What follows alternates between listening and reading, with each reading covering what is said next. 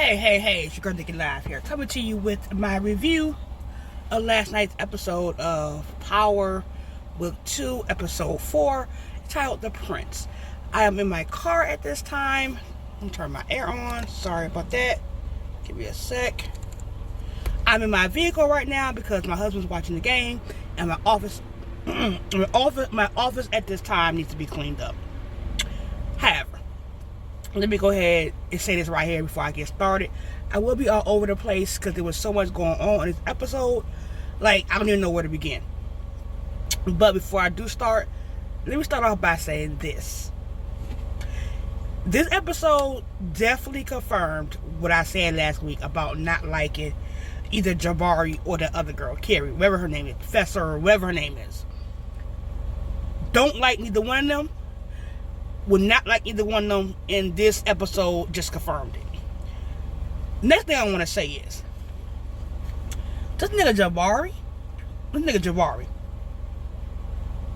is a fucking predator, my nigga. Like, for real. Like, he one of them niggas who you just get around and you just get a nasty, yucky feeling, even being in their presence. You feel me? Like, he one of them creep niggas. Like, he got a whole problem in himself with, number one, not keeping your dick in your pants, and number two, fucking girls who could be your fucking damn niece, nephew, or child. Let me proceed.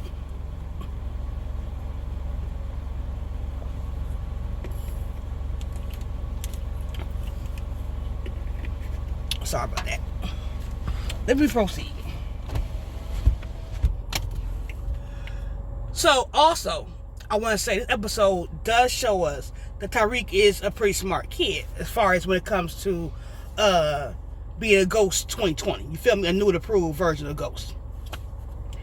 It also shows you how he's going to use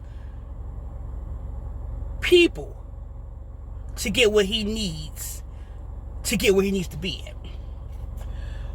And with that being said, that plays out perfectly in this episode. And it goes along with, I guess, the synopsis of The Prince by Machiavelli, if I'm not mistaken. I think he wrote the book. I think Machiavelli wrote the book.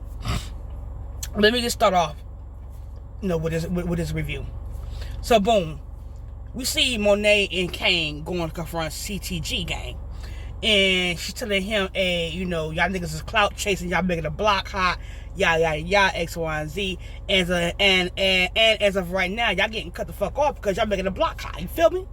So as they kind of walk off, Kane and Monet, old boy who's the leader of the gang, Cokehead, he decides to call Monet a damn bitch in Spanish. Why the fuck did Monet ask, whip her head around like, ¿por qué? She's like, yeah, nigga, I know Espanol too. Say that shit again, nigga, say that shit again. So before he can even get the words out his mouth good, you know what I'm saying? Kane was on that motherfucking dome like, boom, boom, boom, boom, boom, boom, boom, boom, boom. Yo, he beat old boy ass. You heard? So as they walking away, Monet was like, damn, nigga, you beat the brick out that nigga ass. You feel me? But you can see, as they're conversing between two of them, between Monet and Kane, you can tell that, Kane is not only a mama's boy, but he seeks to get his mama's approval. Now, whether that be a good thing or a bad thing, he does seek to have her approval. Let's proceed. So, I think prior to this, Monet calls Tariq and gives him her three rules of the game. You pay in cash and on time. I think it was you pay on time. You pay in cash, and you always give the exact amount that we agreed upon. All right. So he moves. So Tariq goes to see Simon Stern, who he thinks he's going to see Simon Stern, to pitch to him this idea. So come find out, Simon don't divorce his motherfucking wife, and done went full pledge, and to be the gay nigga. Okay, but all right, cool. So now we're introduced to his husband. His husband named Sebastian. Sebastian, aka Bash. Now Tariq peeps that, hey, this nigga is in the coding, he's in the computers. That's gonna be a plus for me. So he's talking to Sebastian, telling him what he wants, Simon to invest in X, Y, and Z.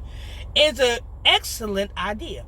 So I can't remember what the name of the app was. Anyway, he's telling him, hey, I want to sell tutoring, to these little smart rich white kids. Okay, so you can tell Bash got a little shady background, and he understands and read between the lines that, hey, it's not only going to be tutoring, it's going to be something else involved with it, but I don't want to know what it is.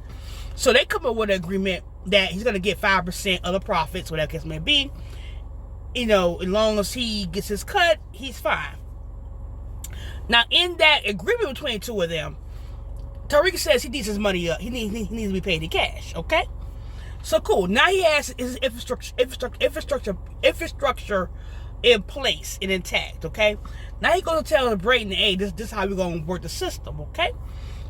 Chemistry is for this, math is for this, economics for this. So each individual subject is a different type of drug that the student is purchasing, which is hellified, brilliant ass idea.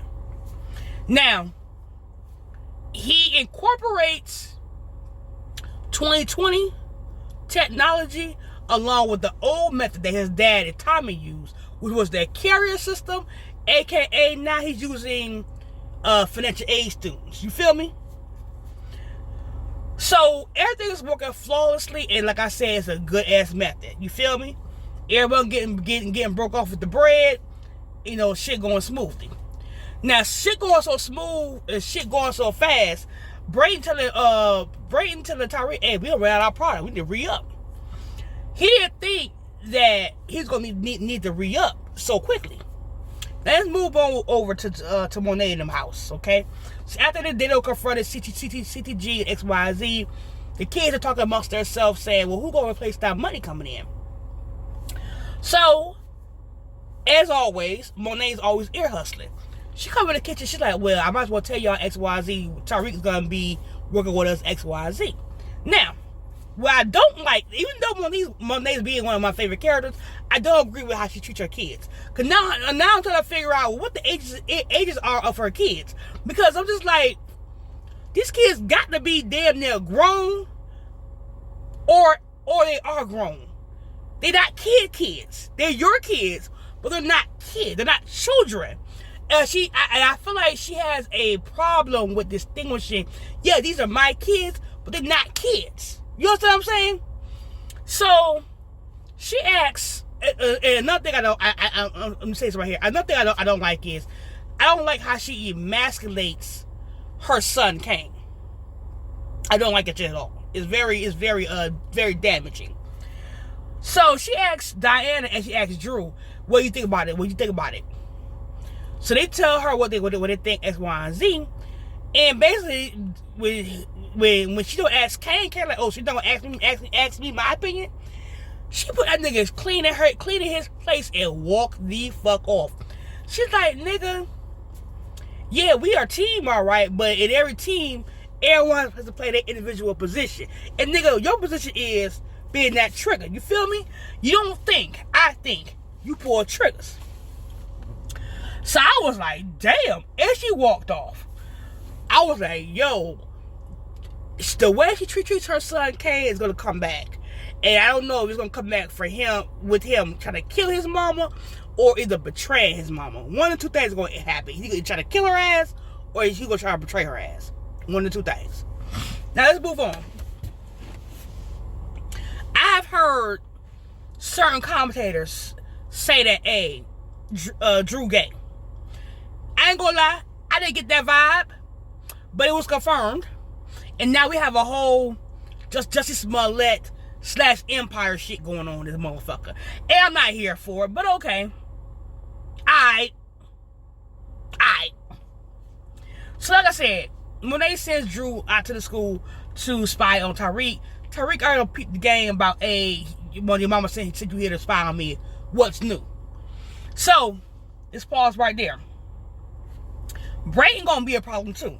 Cause you know why? He talk too fucking much. So, Drew comes in the room. Like I said, Tariq peeps game by why he's there, X, Y, and Z. Cause again, keep in mind. Keep my shit in mind. Tariq hasn't even called y'all yet for a re-up. Why are you bringing me more product if I ain't even called you for a re-up yet? So, as Tariq is trying to get as Tariq is trying to get Drew out the room, and out their business, Brayden comes in. Oh, I got his ice cream, dog, blah, blah, blah, X, Y, Z. Oh, is that our connect? And I'm looking like, nigga, you don't know who. See, that's what I'm saying. Tariq needs to sit his dumb ass down and talk to him. Like, you're just saying shit like that out your mouth. You don't know who this motherfucker is. And you're just talking about business so openly and freely. You don't know who this dude is, and you just talking about y'all business out in the open. Niggas get caught up like that every single day, B. Shut the fuck up, Brayden. Let me move on. So, they go to class, XYZ, to his art class. So, this piques Drew's attention, because you know he wants to be an artist. So, everybody got their little partner, XYZ, blah, blah, blah, XYZ. Him and this little nigga who play basketball, get to talking, get to rapping. These niggas is giving googly eyes out the fucking woodworks. You heard? So they get to going, so they get to say D class, get to doing what they gonna do in the old boy classroom, in old boy dormitory. And Tariq is blowing up. Tariq is blowing up Drew's phone at this time. So he don't miss like 5 missed calls from this nigga, X, Y, and Z. So keep in mind, when Drew came there, he came with product. So he's gonna call his sister Diana, and Monet has Diana's phone. She's trying to figure out why the fuck he's calling you but not calling me, the mama, to report back.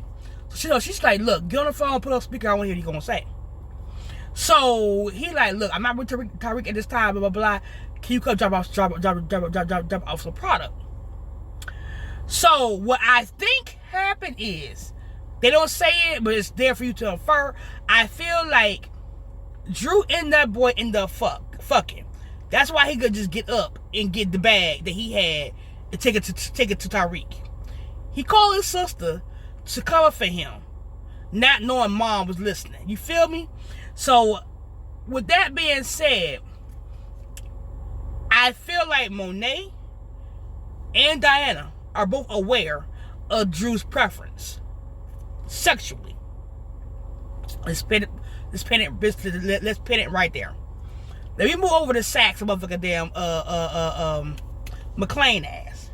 So again, McClain has come up with his strategy that he's gonna go ahead and how to get Stacks off the case. You feel me? He's throwing everything he can at motherfucking Stacks to get him off the case, right? He pitching, but he's striking out. So they bring back Rodriguez again for a second time to testify. So basically, she collaborates what McClain wants her to say, but it's also torn down when it's thrown back at her. But yeah, you are a part of the whole 9 as well.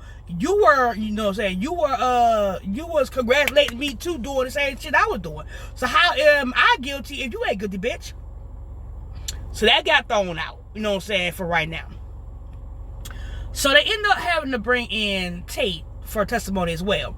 Now, before taking you testify in front of the judge, John Mock and the DNC dude come holler at him and give him a script to stick with when he goes to talk to the judge. So he spews his bullshit, X, Y, Z. You know, when he goes to have that conversation in front of the judge and Sachs and Davis. And after the testimony has been given by tape. Why McClain ass was like, nigga, you lying nigga. Lying ass nigga. I was like, yo, that man is funny. So, they're stuck for right now. Like, they're basically like at a standstill right now, okay? Come back to them. Like I said, everything's going good. XYZ with the app. XYZ.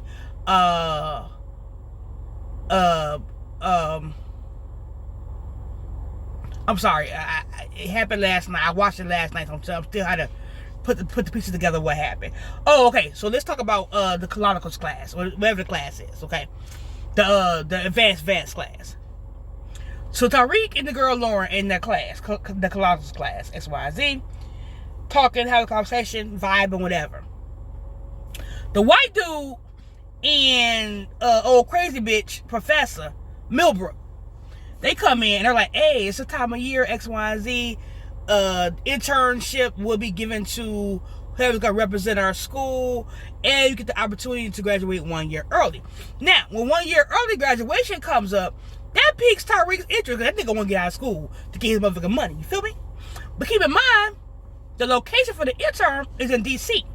Now, I remember from Power, Jukebox was from D.C. So now I'm wondering if both Lauren and Tariq will be chosen, and will they be able to expand their business to DC, to another school working the same system. Just keep that in mind and know you heard it here first. So Lauren asks, trying to be teacher pet, she goes holler at Jabari and like, hey, what are you looking for as far as the intern, yada yada yada. This nigga starts flirting with this little 17, 18-year-old girl like he's like he gonna fuck her right there. So she's like, well, why don't we have this conversation over dinner? So he hears dinner, he thinking, oh, between me and you, yeah, boo, what's up? She's like, nah, nigga, the type of party. Like, I don't even like old niggas like you in my mama and daddy house. So after his bubble get crushed, because they're not gonna be together by themselves, he says, why don't you invite Professor Millbrook and somebody else for optics? So Tariq, ear hustler, said, I come for optics. Now, I was talking about this goddamn dinner. That was awkward as fuck. Which confirms to me, these niggas, Jabari and this other chick, they crazy as cat shit, and their situation is weird as fuck. First of all, Jabari got there first, which leads me to believe this nigga ran him a motherfucking mouth to this girl's parents about Tariq's situation with her, with the situation with his family life. Number two, the bitch get there and she walking around this girl's house like she family or she a friend of the family, like she stay there. I don't like shit like that. When you come to my motherfucking house, I invite you in and you're gonna follow me and I'm gonna tell you where you can go throughout my house. Especially if I don't know you like that. Especially if we ain't family. Especially if we ain't motherfucking friend. You're just there for motherfucking business. You're not just gonna walk around my house willy-nilly, you know what I'm saying, looking at my shit like you know me like that. Nah, bitch. Let me get your coat. Come with me. Come this way. That's just a pet peeve of mine. So, let's get to the dinner. Tariq ran late as usual. He missed the whole dinner, but he's there for dessert. Now, I tell you, Lauren mom and daddy is the most bougiest, uppity niggas, cool ass niggas I seen in a good while on TV. Yeah. So during the whole conversation at the table, these two unprofessional motherfuckers taking jabs at each other, and everybody at the table looking like, the fuck going on here? It's like they going so hard at each other with throwing jabs and shit. Everybody at the table thinking the same thing. Like, did these niggas fucking? Have they fucked? Do they want to fuck? I know everybody thinking the same thing, but just not speaking it out loud. Now, Lauren mama had to play Tariq and his intelligence. with her asking, okay, well, first of all, she said, well, the book, The Prince, is not a really, is a short read. I'm sure you had time to read it, blah, blah, blah. That nigga say, yeah, I read it about three times already, at three different schools. So he breaks it down to her. So the mama was like, oh, so it's a perfect story about how to be a perfect sociopath. Tariq was like, no, it's basically about a book about, it don't matter how much power you get, how much money you have, how much influence you have, someone is always going to come for your throne, and why not confront your competition head on and devise a plan versus them coming to you and wreaking havoc on your shit once you counteract that. So she was looking stupid as fuck. Feel me? Now the daddy caught himself saying, well, I'm sorry about what's going on with your family, you know, X, Y, Z. And I'm looking at the daddy like, okay, so this nigga Javari done told all your motherfucking business. Alright. Now did y'all peep? When the daddy said, yeah, you got a good defense lawyer for your mama, Javari come around the corner and say, yeah, don't you know Davis McClain? And I'm just like, okay, did she fuck this nigga too? Because now I'm thinking like, okay, did she have a court case? I mean, does she have a case? I had a case? Or were they in a relationship together? What's the deal with this nigga, Method Man's character and this crazy bitch right here? Let's move on. So, keep in mind, these niggas came in separate time. So, two things.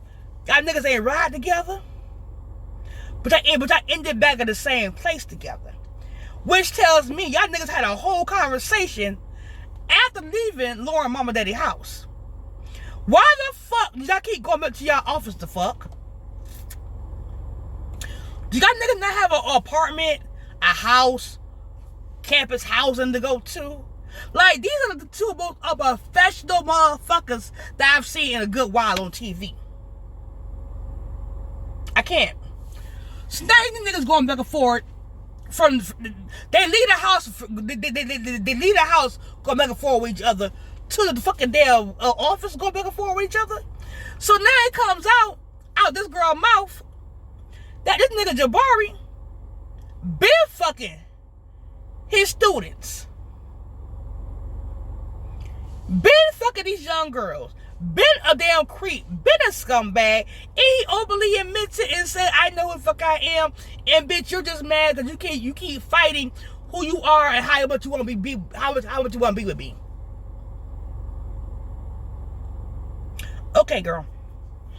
After being read for filth, I guess, she decides to prove this nigga wrong. She decided to prove this nigga right by giving him some pussy. Okay, girl. Move on. Let's move the fuck on. Let's move back on motherfucking Method Man and Paula ass. Another person get my goddamn nerves. Paula ass. She asking too many goddamn questions. She keep trying to figure out where this nigga keep getting his motherfucking money from. Tariq keep getting this bread from to pay them. And Method Man's character keep saying, bitch, shut the fuck up. Don't worry about it. Don't worry about it, get the money from. They ain't our business. So like I said, Tariq comes to holler at Method Man to give them the payment, and they had a whole conversation, and that's when that conversation comes up again about where does Tariq keep getting this money from? So, like I said, Tate is going to testify on their behalf.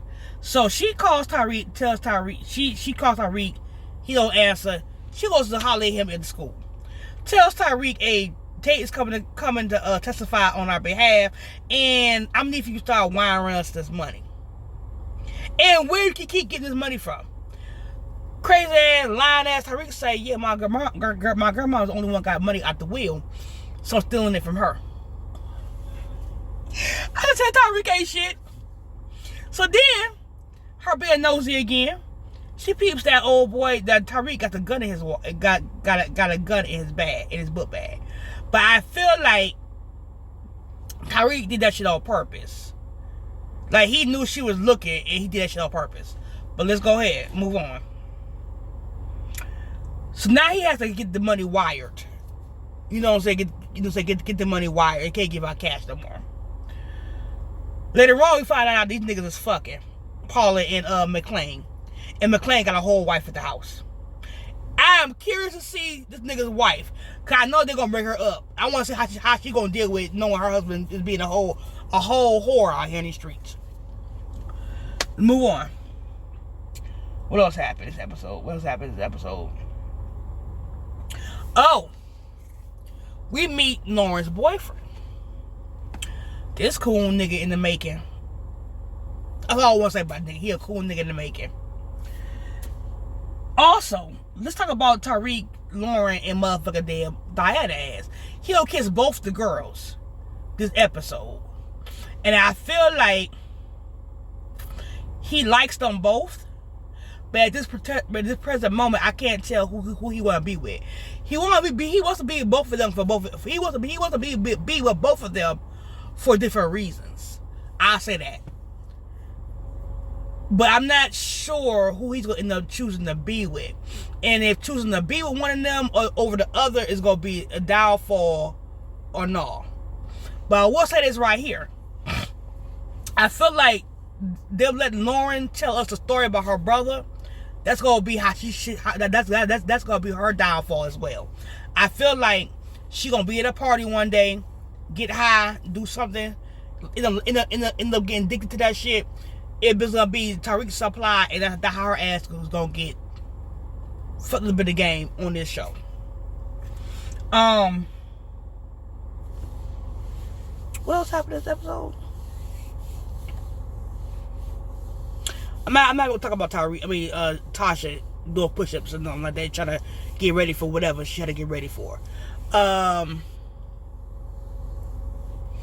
think that's all that happened in this episode. Now, let me just say this right here for my predictions right quick. I feel like I said, I feel like Diana and Monet know about Drew's sexuality. Kay does not. I feel like once it comes out, when it comes out about Drew being gay, combine that with the daddy wanting Drew to run the organization, that's going to be the catalyst for Kane killing Drew. Cause he's gonna feel like, oh, you choosing this gay nigga over me, the nigga who put in the most work, the most loyal. I feel like that's gonna be the reason why Kane kills Drew. That's one of my predictions. I also feel like Brayden is gonna end up talking too much to the wrong person, aka Sax's niece. That's gonna bring attention to them and gonna get them kind of caught up in the mix. I also feel like since McClain has subpoena Tamika, I feel like her testimony is gonna get Sax thrown off the case, and they're gonna get the case sent back down to the state level. So it won't be a Fed case anymore, but it'll be a state level case. Also, I think that Mary J. Blige's character is underestimating Tariq and his ability to maneuver. And the reason why I say that, because at the end in the episode, we saw how he was explaining the chess pieces of the family, the Tejada family, to Brayden. So what I'm going to do this week, or maybe tonight, I'm going to go research on the different pieces that he named each character, each family member as, and I need to figure out how they move in the chess, in the world of chess, because certain pieces can only move certain ways. So I want to see what the correlation is between how these pieces move and how he's correlating them with the family, the Tejada family. Be on the lookout for that video. I think that's all I wanted to say. Do I have any more predictions? Oh. Last prediction. I feel like the girl Carrie, Millhouse, whatever her name is, she's got to figure out a way to get rid of fucking damn Jabari. Because they keep going back around this dumbass, repetitive ass, crazy, stupid ass circle. And I feel like the way she's going to get rid of his ass is by setting him up with either a girl to set him up with to get him busted, or she going to drop dime on his ass about how unethical he is. That's just me. Anyway, I've been here long enough. Comment, like, and subscribe. Tell me how y'all feel about the video and the episode. And I'll holler at y'all later. Peace.